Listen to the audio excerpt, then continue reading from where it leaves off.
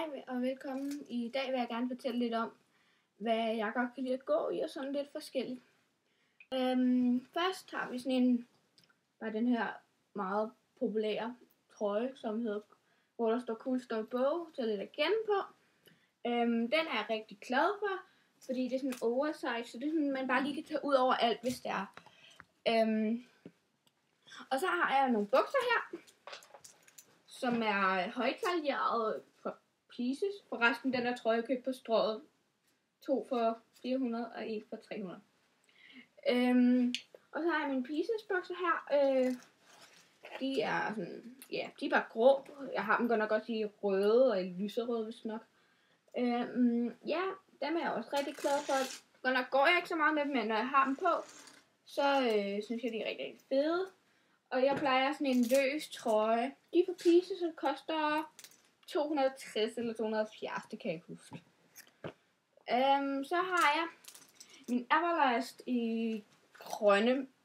Jeg ved ikke helt, om I kan se det, men det er i hvert fald grønt. Rimelig meget slagsen. Ja, dem bruger jeg sådan til søndagssyge, som man kalder det. Ja. Og så har vi min yndlings t-shirt. Jeg elsker t-shirt.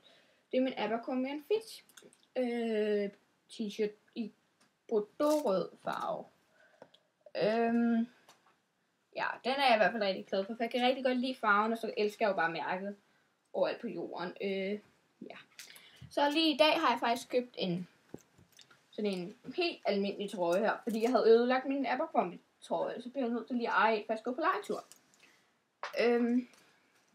Ja, den har jeg købt i H&M til 179. Og forresten min Abercrombie t-shirt kostede 250 eller 300, det kan jeg ikke huske. Og så også i dag, der købte jeg sådan en helt almindelig hvid tanktop fra Pieces. Jeg elsker dem også rigtig meget. Men især den her fra Pieces med den her udskæring bagpå. Jeg kan godt lide, at man kunne se lidt af skuldrene sådan lidt, og lidt af ryggen og sådan lidt. Det her er, den her koster 80 kroner. Og så har jeg til om sommeren, kan jeg rigtig godt lide bare en kjole, slatten, pasta kjole på. Sådan en, ja, sådan bare sommerlet kjole af det. Den her har sådan nogle, det er bukseben deri. Ja, hvis I kan se det. Men ja, det er sådan en, det er bukseben i hvert fald. Den her går nok fra sidste år i H&M. Den koster nok 79, tror jeg. Og så har vi endnu et par Everlast, som så godt nok er min yndlings. De her sorte. Nogle, som jeg købte i Sparks.